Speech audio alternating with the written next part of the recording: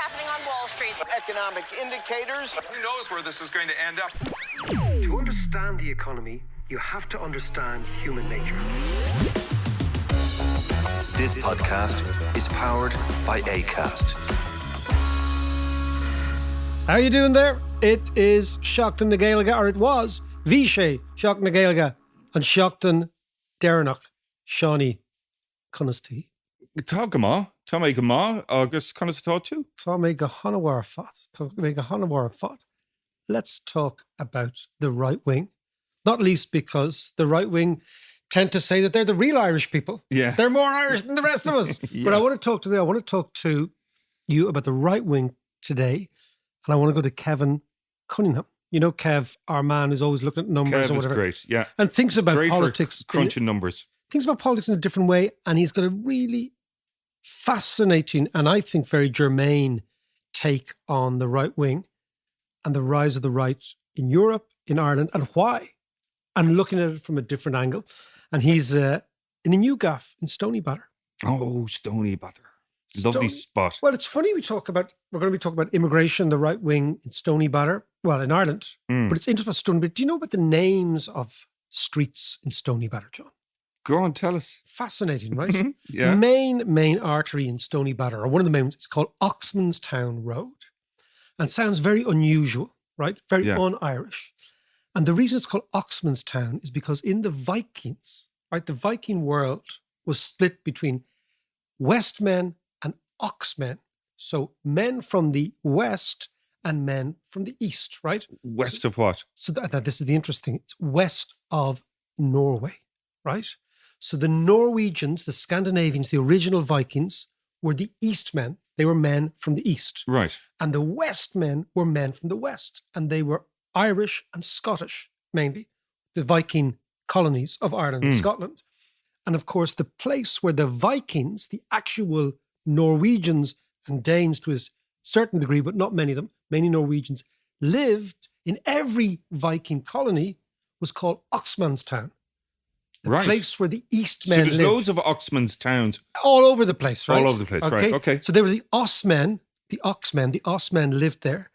And Stoneybatter was the original Viking enclave in the bigger Viking colony that was Dublin, because Dublin was a slave trading outpost. Yeah. So the Vikings came here not to rape and pillage. And remember when we learned, they were after the monks' gold. They weren't after monks' gold. They were after people. Yeah. Ireland was a slave outpost. And amazingly, you can find Irish genetics in Constantinople, in the Caspian Sea, in burial grounds. And the question is, how did people get there?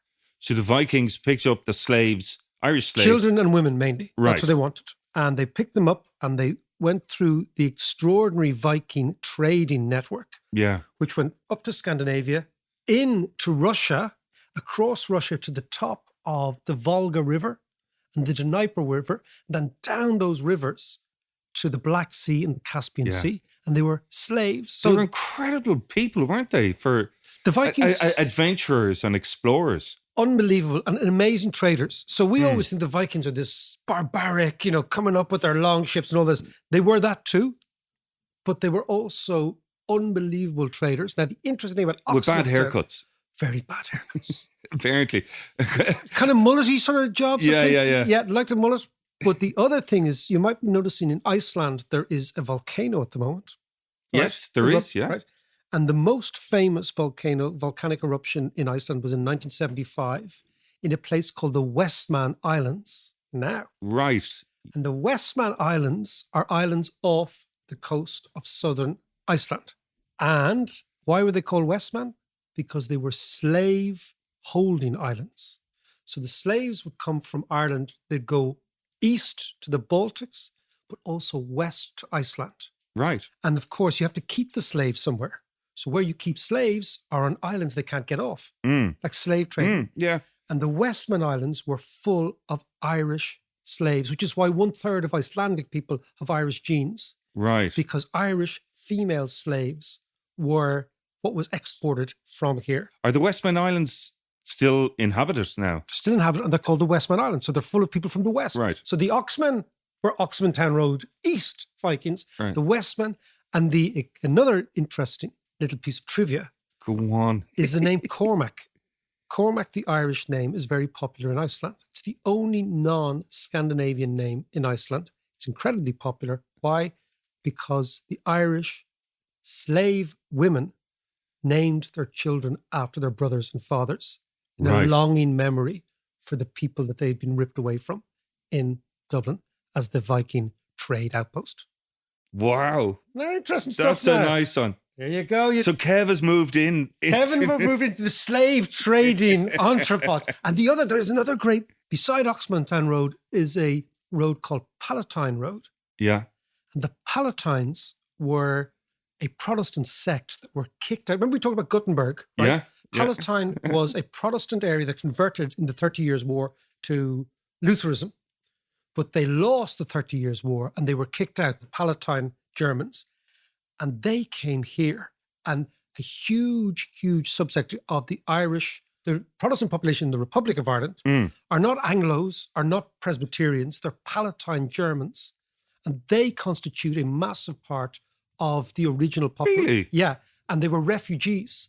And so you see, particularly farmland all around Limerick, farmland all around Tipperary, are Palatine Germans who spoke German in the 18th century here. And of course, up in, they're immortalized up in Stony Batter, in Palatine Road, which is where they first came. So what happens, they would have come into Dublin, Right. and they would have gone to this area of Dublin that was associated with immigration. And you'd go there, you'd start there. When did the Palatines arrive then? They arrived in the 17th century. So basically after the 30 Years' War, so late Right. 17th century, what you have is, William of Orange. This is an interesting stuff. William of Orange's army Yeah. were a refugee army and a mercenary army. Because, of course, Holland, if you think of it, Holland was such a small country, it didn't have the manpower to occupy countries. Yep. So they raised money and they paid them. And the Palatine Germans came around the same time of William of Orange's army, and they were refugees from Germany. And they're called Palatine because Palatine Platz is a German area. Now, of course, what do? They took the land off poor old Paddy, who was sitting there innocently thinking, what the hell's We going got on? shafted from all angles, didn't we? So place names and street names, Yeah, tell so much about. there's so much captured in Yeah, there. There's yeah. so much captured, so much history. And the Oxmanstown and the Westman Islands, it's our Viking heritage, man. Fantastic. Loving it, Mac. There you go. You've been in the library again. Always at the library. Sure, the lockdown is all about library. Let's go to Oxmanstown Road, talk to Kevin. We want to talk about the right wing, trends in the right wing, what they are, looking at politics a different way, and then what we can do about this because it's a European-wide trend. Kev, how are you? How's Stony Batter? Your new abode, I hear? The Stony Batter is great. I'm actually renting, part of that, generation that's renting long into their 30s now at this stage. But yeah, no, it's good.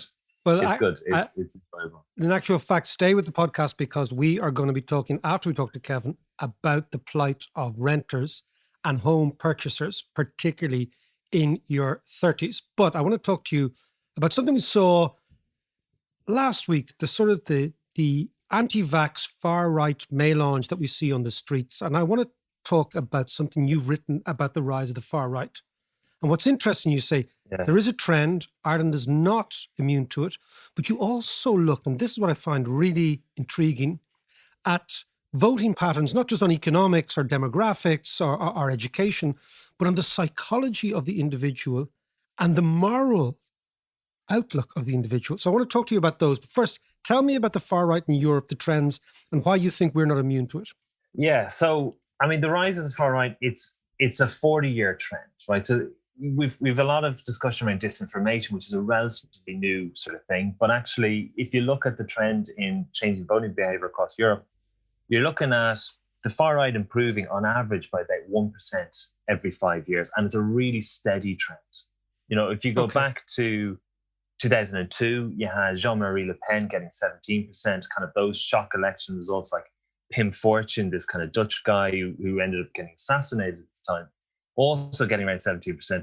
You have these kind of big election results, but broadly speaking, there's this slow sort of trend where for decades, basically, in almost every country, we were dominated by centre-left and centre-right parties in industrialised economies, where working class voters very much aligned with their chief economic interests and also kind of the trade unions and the other membership organizations people were part of. But as those sorts of things declined, as economies, as you'll know, became more diverse, those sorts of tribes lost their stickiness. Yeah. And what happened was partisan loyalties with their turnout declined, and new generations in these class groups started to vote differently. And we end up with these very different political systems where, we have these kind of far right and radical right parties increasing support quite steadily.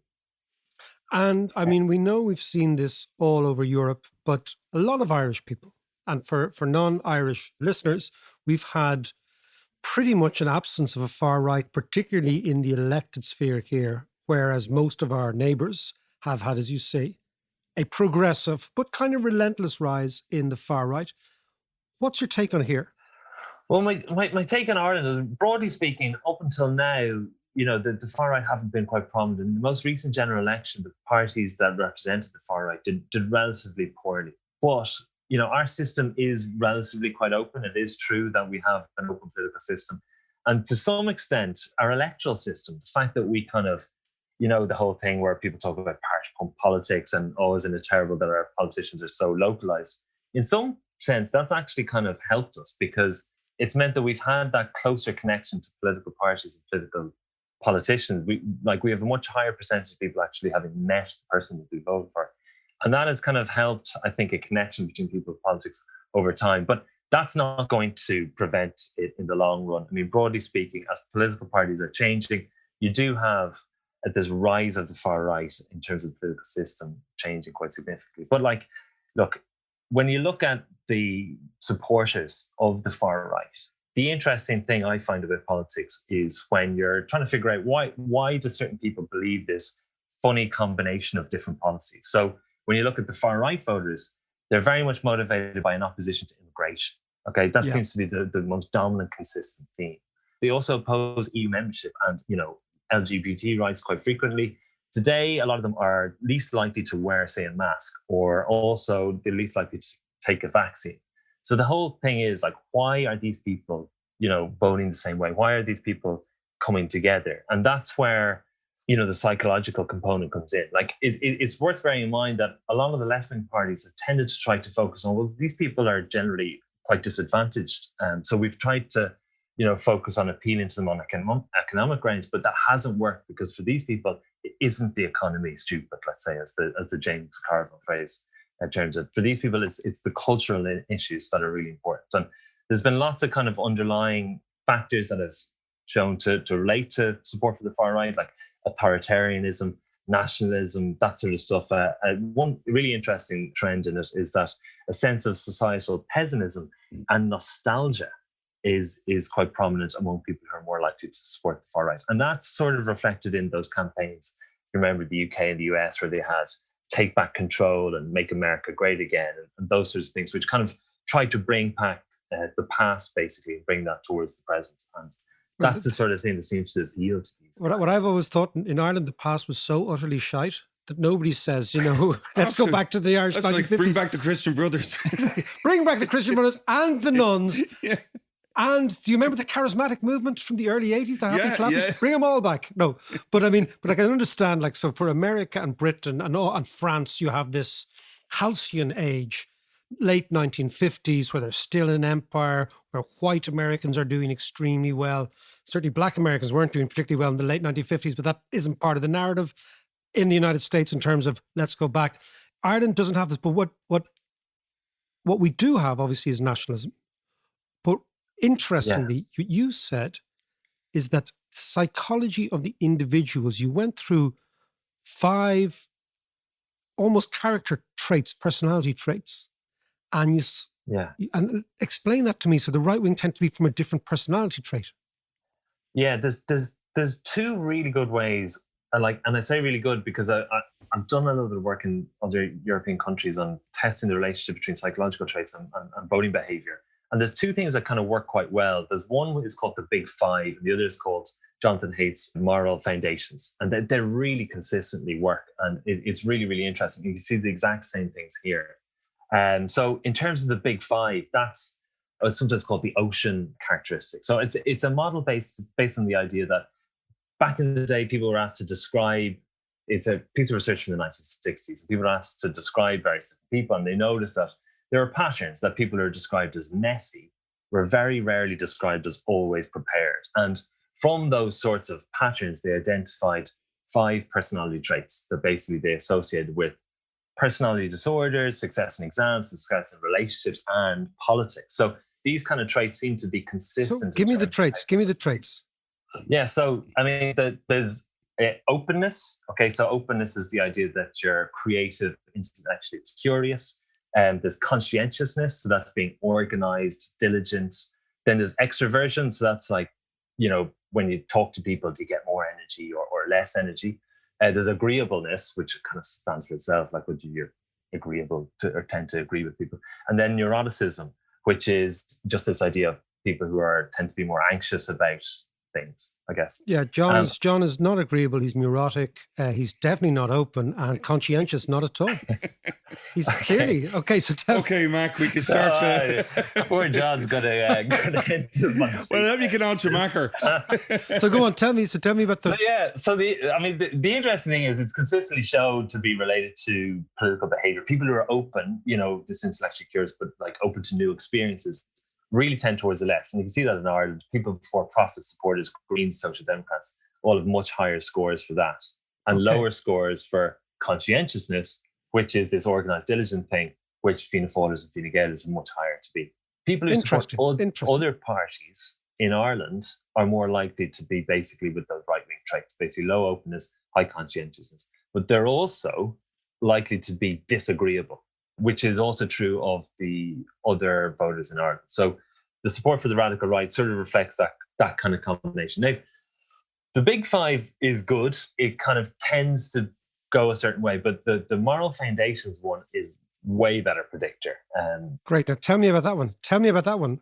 The old guy, the moral foundations is the new kid on the block that's a little bit better. So they looked at evolution and they found that there are moral codes in different cultures. So very different cultures and communities tended to have similar sets of moral codes. And the assumption is that those moral codes were formed through evolution. Okay. And from that theory, we get to this intuitive sets of moral foundations. So there's 5 of these, okay? And there's 5 and they added a 6th on because of libertarianism. That doesn't quite fit into the Irish psyche or the Irish political culture. Perhaps it will in the future. But the main 5 are care and fairness, loyalty, authority, and purity. So the idea is that the first 2, which are basically whether people prioritize leaders who are caring for the vulnerable and treating everyone fairly, are more likely to be the things that people on the left focus on. So they're the things that focus on individualized concerns. Yes. The latter ones are basically, this idea is that, okay, so left-wing people focus on the kind of the individual concerns and those individual people. And the right perspective is the idea, well, they condition that on the community. And the 3 others, the loyalty to the people of, loyalty to the Irish above, those other 2 features. Yeah, loyalty to tribe or something. Yeah. And authority, that's the idea of avoiding chaos and making sure that to maintain order within the kind of community. And then purity is the idea of kind of opposing things that are kind of disgusting, I guess, and it kind of relates to the idea of punishing bad behavior as well. Yes. So those second 3 are much more likely to be prominent among people on the right. And it is true again today in Ireland. The latter 3, people who have higher figures for the latter 3, authority, purity, those kind of community things, are more likely to vote with the right. And the far right are even more so, right? In that they basically really don't care about the care or fairness thing at all, and some of that comes from this idea, and you've seen it in other literature about this idea of social dominance orientation and right-wing authoritarianism and hierarchicalism. And it's just the idea that people who want to preference the community over and above any consideration really for the individual, I guess, in a funny way, in a kind of like the social dominance orientation is this idea of a preference for hierarchy. So just one example of this is when you come to refugees. So, those on the left will focus on caring for the vulnerable and fairness and that sort of stuff. Those on the right will think about, okay, well, we need to have an ordered system in doing it. And those on the far right will believe, why should we be doing anything at all for refugees? Because they are lower maybe on some sort of hierarchy that they have, which is where obviously this kind of far right racism and white nationalism. Finally, Kevin, do you think the far right here is a coming force that we may have avoided this for quite some time, maybe the last 20, 30 years, not least because we were sorting out other issues, I suspect. But now, do you think that this is the coming force? Yes, it is. It's funny, like almost 10 years ago and a bit, I started my PhD on this topic, in fact, and it was all about like anti-immigration politics. And I always wondered why like is anti-immigration such a big thing? And it was because of this far right thing, because those two things are so intrinsically connected, right? For most countries, the question isn't about avoiding the far right, but actually what to do with them when they're here and how to depoliticize immigration when it emerges as an issue. I don't know if you remember, but in 2015, the Labour Party under Ed Miliband, kind of a cosmopolitan, leader, erected this large granite stone in the middle of the 2015 campaign to emphasize his assertion, like carved in that stone was the idea that the Labour Party was going to control immigration, right? And the reason why the party did that, although this is despite myself, because I was really trying to convince people not to do this, but this was because of this idea that the general public don't quite trust the politicians on this issue. And it ends up in the situation where political parties, even among the left, are trying to do more and more sort of anti-immigrant policies to try to appeal and try to remove that kind of immigration feature from their politics and remove immigration as a policy. So it's called the adoption strategy, which is a lot of politicians have looked into and tried to use to basically depoliticize the issue. And there's numerous examples of it actually working, and then numerous counterexamples where it's failed to do that. Basically, in Austria and Switzerland, it didn't. They tried to adopt the policies, but it didn't work. Currently in Denmark, you have the Prime Minister of Denmark talking about, ensuring that certain parts of Denmark have a limit on how many people are allowed to live in certain areas based on their ethnicity. And that's the Labour Party of Denmark, Wow. So Wow. yeah, you end up in this situation where these parties are doubling over themselves to try to depoliticize immigration in particular. So in Ireland, and this is part of sort of what I was doing many years ago, in 2004, Michael McDowell was introducing an Immigration Act, and immigration was a salient issue in the early 2000s. And his assertion was that this is his quote, I guess, he was basically saying, if we had not enacted this legislation, the opportunity for right-wing racism to enter politics would have been enormous. And he's talking about how, our system was open to that.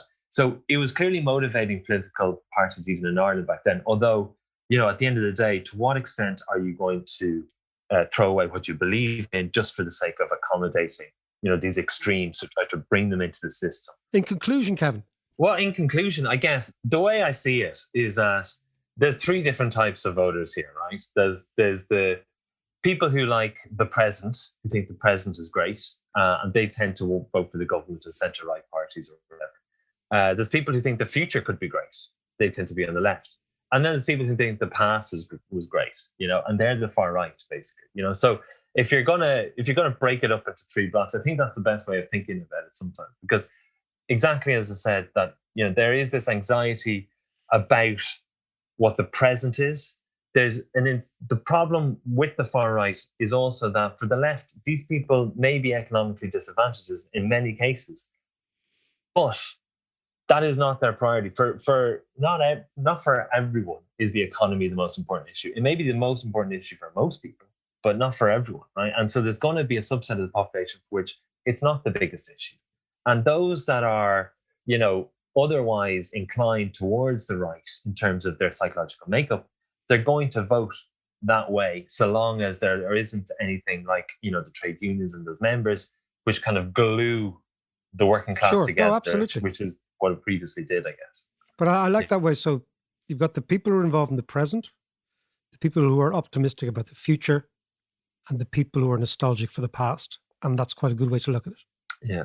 That is excellent. I love this stuff. I love this stuff about the evolutionary approach. But listen, Kev, thank you so much as always. And we'll talk to you soon. Thank you. Thanks a million, Dave. Thanks. So, John, are you a person who lives in the past, the present, or the future? Who the fuck wants to live in the past of Ireland? I know. But you see, there are people who do. because they have this, nostalgia plays tricks on us. You know the way your memory plays tricks I on know, us? but You know the how way- far do you go back? But You of know? course, you go back because nostalgia is the foundational starting point of mythology. If you think about, even you and I remember when we were kids, I Yeah. remember things that you don't remember, and vice versa. Yeah. Even though we were both there at the same time, but we selectively memorize what we want to. Yeah. And now imagine that on a national scale, and imagine that the foundational myths of a country. And imagine that we're going back to all sorts of, we're dredging like the Gaelic League, we're dredging history for a narrative for the country. It's all based on nostalgia. And nostalgia is a terrifying foundational point for politics because nostalgia is by very nature ephemeral. It's invented. Yes. So you have your own nostalgia. I have my own nostalgia. And I think the far right in Ireland are trying to construct this nostalgic view here, completely at odds with what we know about, for example, poverty, unemployment, Church and state. the industrial schools, emigration, all these things. They're saying, park that and we'll wrap ourselves in the flag and we'll invent a story.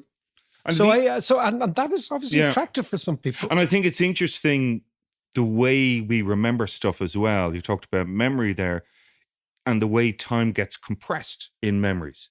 Time speeds up the older you get. Tell me about it. What year are we, man?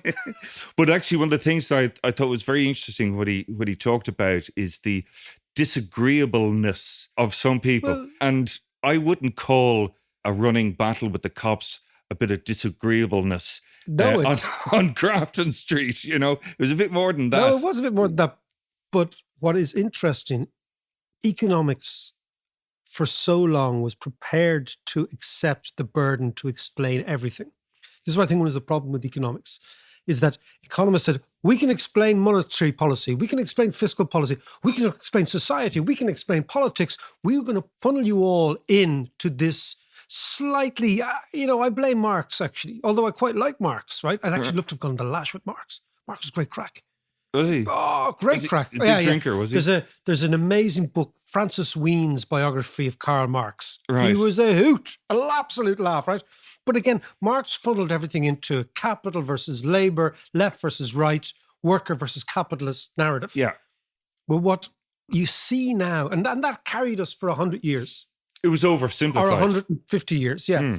And then when you see is when societies begin to atrophy, there's another good book by a guy called David Putnam, an American sociologist stroke economist called Bowling Not Alone. the filmmaker. Not the filmmaker, who is a genius, by the way, who was at Dalkey last year talking Yes, about he was. education. He was brilliant. A wonderful man. Wonderful, wonderful man.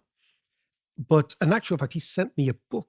And the book was about an advisor to Churchill, whose name escapes me. And Churchill had one advisor who always stood up to him. Churchill couldn't stand him. Right. He was an admiral. And I'll come back to it anyway.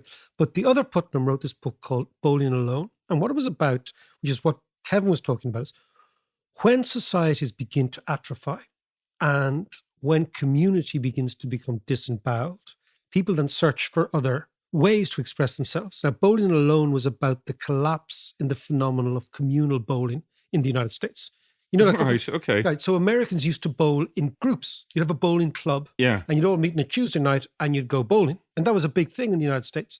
And what he was saying is that the extraordinary disappearance in these bowling clubs has led to people bowling alone.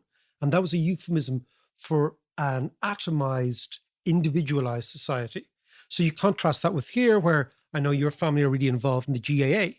That's a big communal event where it brings people together. Like my Alphala was the manager of Dalkey United, which is why I was made the captain. Insider dealing. Insider trade. We were the Davies of Irish schoolboy football, okay? But you know what I mean? Like dad, that was he was doing his community thing, involved. So all that sort of stuff.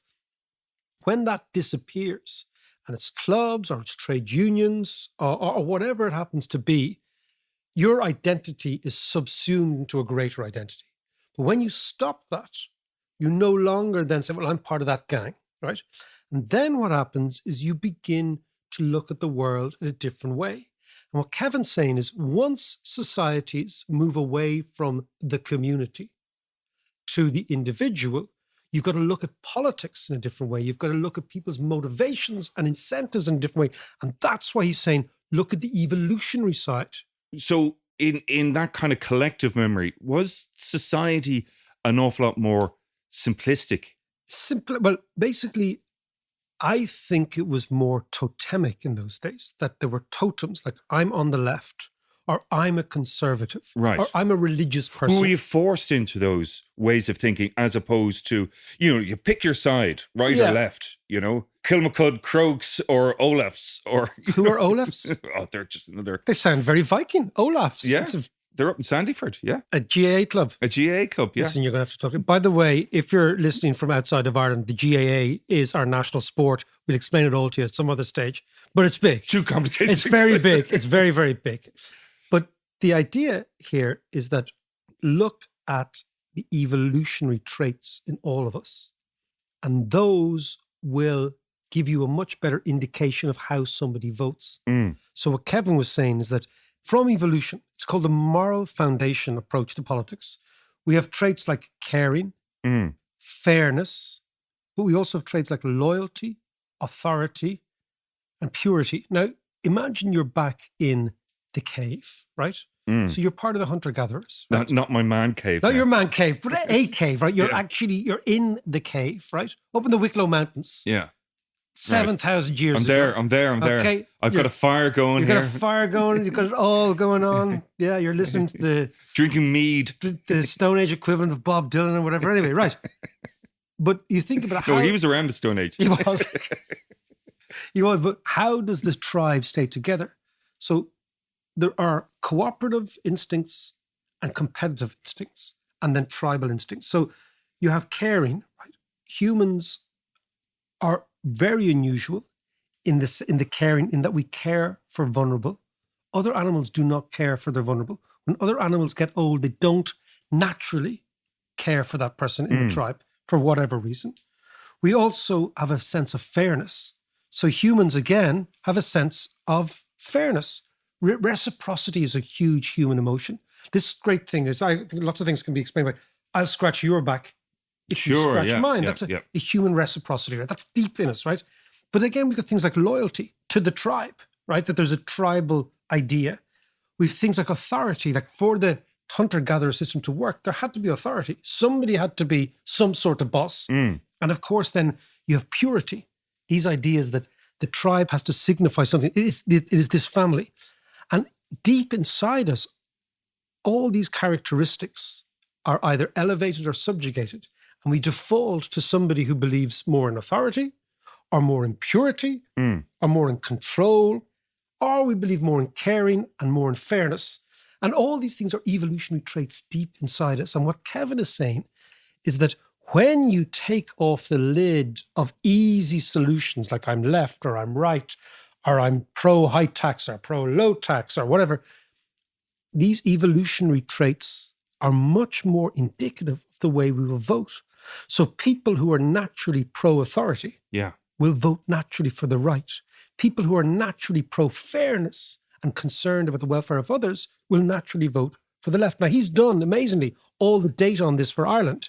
And it's really accurate. But these characteristics have always been there. Yes. They're innate human characteristics. Yes. So why is this changing now, this evolution that you're talking about? Because the way in which we did politics for the last 100 years was based on a very strong sense of state, identity, community, and picking your side, which was largely a function of where you were to start with economically and where you ended up economically, which is why I think it was Churchill said, if you're not a socialist at 20, you've no heart.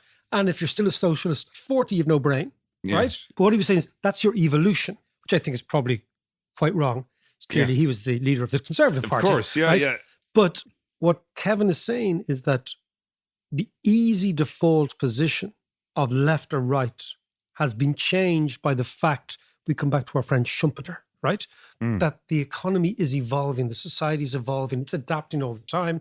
And these new Schumpeterian moments, the internet, the collapse of the Berlin Wall, the inequality we see in society, all these things are forcing people to take different sides. So if you are, for example, feel that in the old days, if you were saying, I'm under the average wage. Your default position was normally, I'm going to vote for the left-wing party because the left-wing party is going to look after me. Yeah, that's there. But now your default position, I say, I'm on the average wage because my society doesn't look nostalgically like the society it used to be. And you know whose fault it is? It's that immigrant's fault over there. So I'm going to vote for the purity side or for the authority side or for those things. And that's the change. So once you get large-scale immigration, for example, once you get the internet, for example, once you get the atomization of community-based culture, what you get is people default to either blaming others for their position or, even more interestingly, for suggesting that they themselves are uniquely responsible for their end game, which is back to our friend Sandel's idea of the meritocracy. If you get to the top as a meritocrat, it's very easy to say, well, it's all, forget that community stuff. It's all my genius, right? So this is what's happening.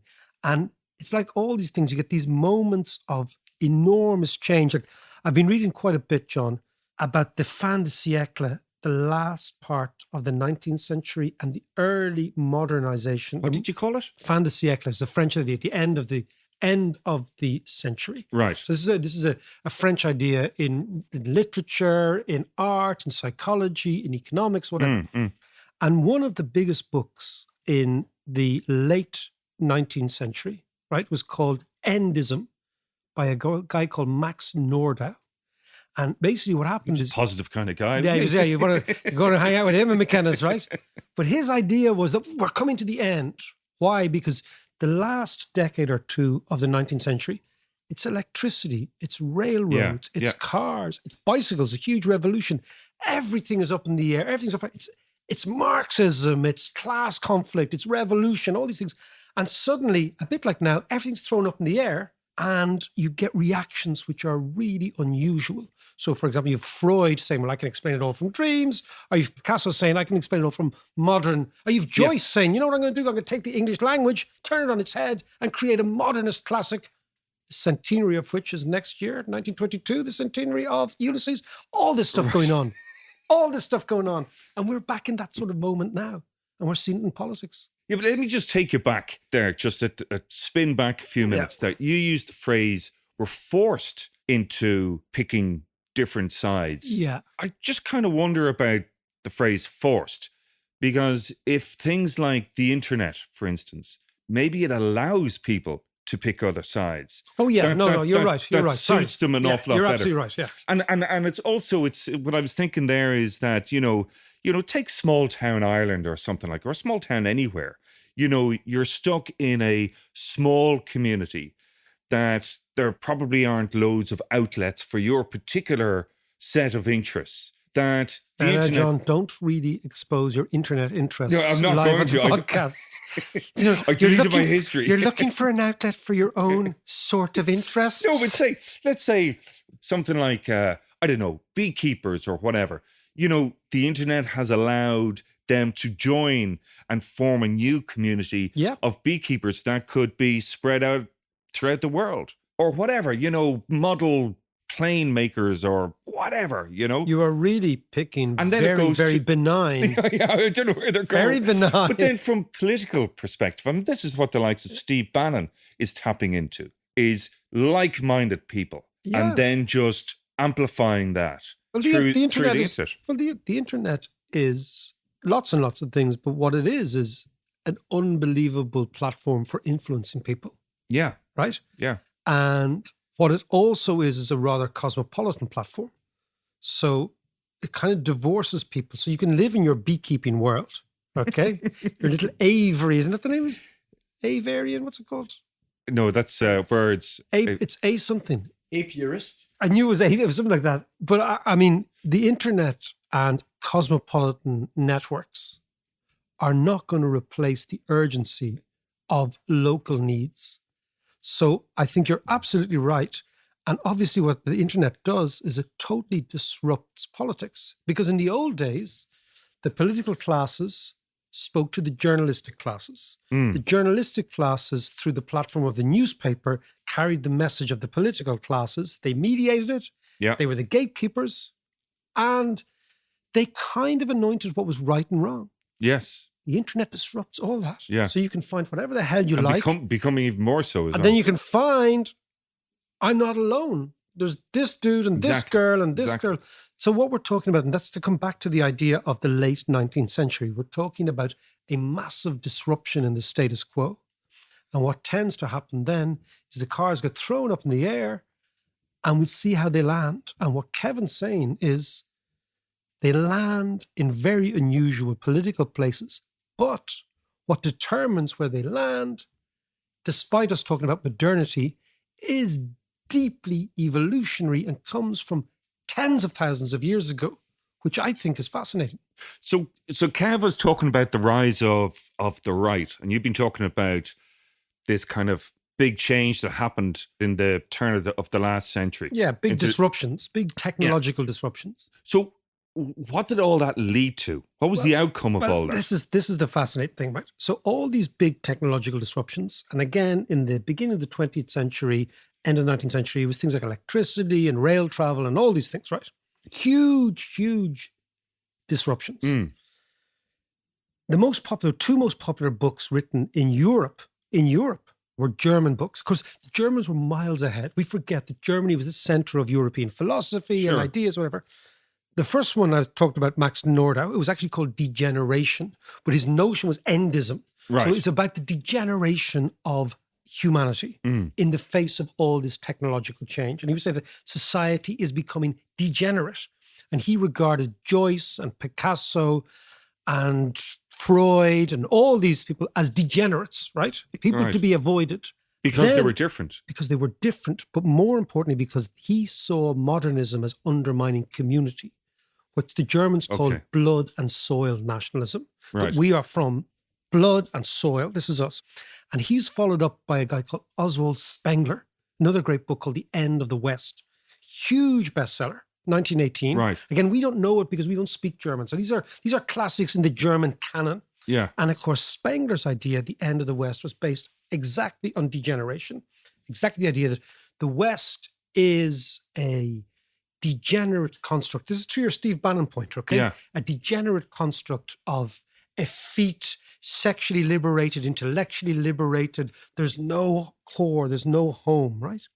Now, of course, who's reading all this stuff is Adolf Hitler, right? Adolf Hitler is in Vienna, Vienna is the center of European thought.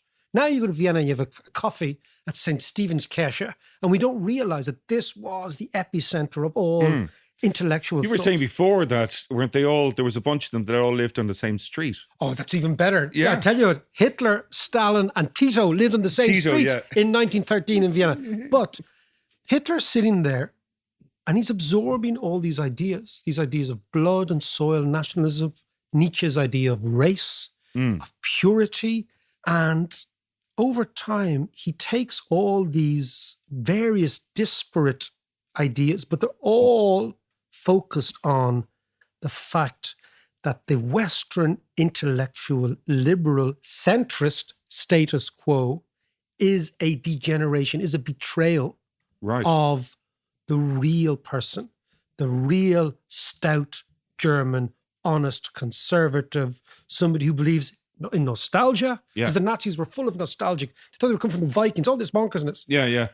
But this unemployed artist who is painting street paintings, like the fellas in Merrion Square of a Sunday, right? Adolf Hitler, angry, dispossessed, disenfranchised, an outsider, absorbs all this stuff and then realizes that his moment is coming, that he thinks he's thinking this alone, and then realizes, no, lots of other Germans are thinking this. Lots of other Austrians are thinking this. And out of that tiny movement, right? Imagine the Nazis got 2% of the vote in 1928. Yeah. By 1933, they were fully in power. So they went from 2% to absolute power in 4 years, right? The end of 1928 to the beginning of 1933. Yeah, it's quite a jump, isn't it? But the philosophy they came from was precisely the same philosophy that we're hearing now.